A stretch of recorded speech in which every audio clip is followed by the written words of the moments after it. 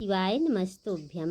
दोस्तों, स्वागत है आपका हमारे चैनल पर व्रत कैलेंडर के टिप्स में। भक्तों, आज के इस वीडियो में हम श्रवण करेंगे व्रत का नाम, जैसे परमा एकादशी का व्रत, सबसे प्राचीन और पावन व्रत कथा।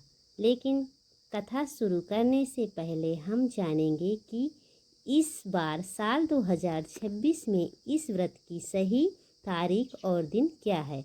पूजा करने का सबसे श्रेष्ठ और शुभ मुहूर्त कौन सा रहेगा और व्रत के दिन हमें किन विशेष नियमों का पालन करना चाहिए।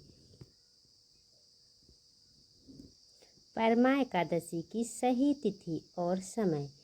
व्रत की सही तारीख 11 जून 2026 दिन बृहस्पतिवार।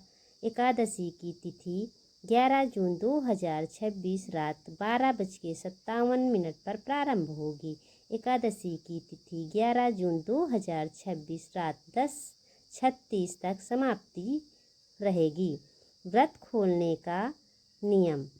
आप लोग 12 जून 2026 शुक्रवार सुबह 5:23 से 8:10 तक पारण किया जाएगा। अब हम एकादशी परमा एकादशी का व्रत की किताब आप लोगों के सामने पढ़ेंगे। एकादशी का व्रत का पूर्ण फल तभी मिलता है जब उसका पारण व्रत खोलना द्वादशी तिथि के भीतर और शुभ मुहूर्त में ही किया जाए। आप पारण के दौरान ब्राह्मणों को दान दक्षिणा दे सकती हैं। आइए भक्तों, अब हम पूरी श्रद्धा और शांत मन के साथ अधिक मास की इस पावन परमा एकादशी की पौराणिक व्रत कथा का श्रवण करते हैं। प्राचीन काल की बात है।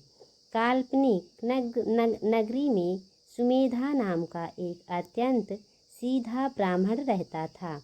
उसकी पत्नी अत्यंत पतिव्रता, धार्मिक और रूपवान थी, जिसका नाम पवित्रा था। वह ब्राह्मण अत्यंत दरिद्रता था। गरीबों के कारण दोनों पति पत्नी को कई बार भूखे पेट ही सोना पड़ता था।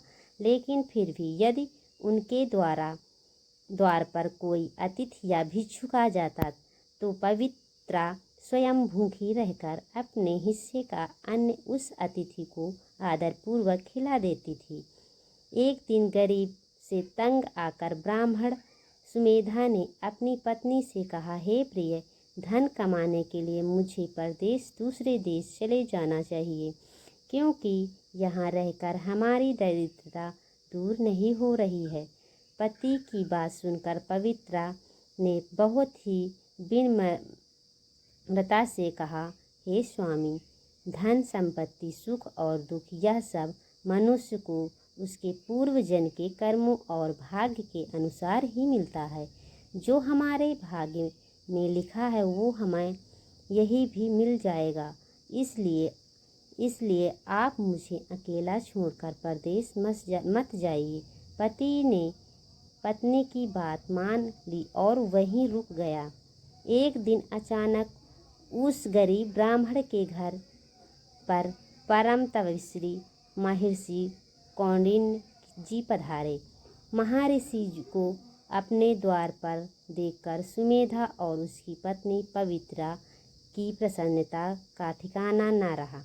उन्होंने मुनिवर को प्रणाम किया, उन्हें उत्तम आसन दिया और बड़े ही आदर के साथ उनकी पूजा की। दोनों पति पत्नी ने स्वयं भूखे रहकर मुनिवर को कंदमूल और फल का भोजन कराया। ऋषि कौंडिन्य उनकी इस निर्छल सेवा और अतिथि सत्कार से अत्यंत प्रसन्न हुए।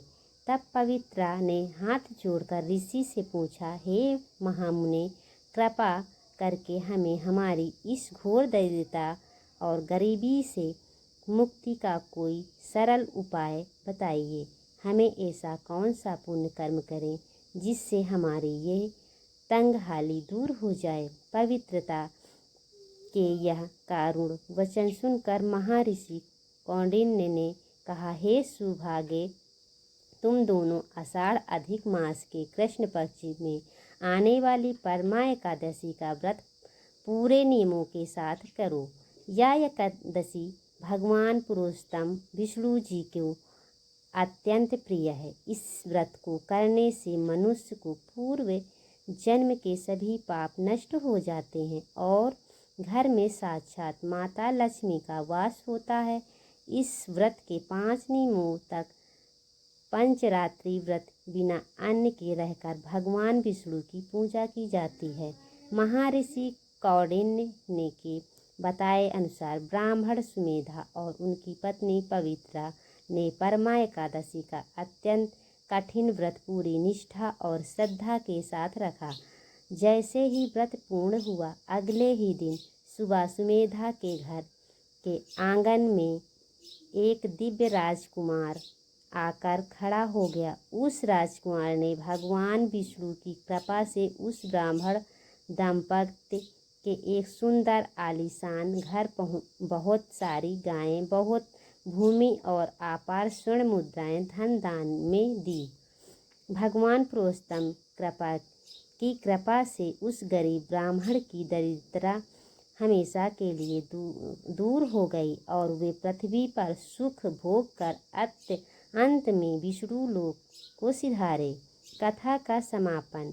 बोलिए लक्ष्मी नारायण भगवान की जय। भक्तों, जो भी मनुष्य अधिक मास की ये पावन परमा एकादशी कथा को सुनता है या दूसरों को सुनाता है, भगवान विष्णु उसके जीवन से धन की कमी और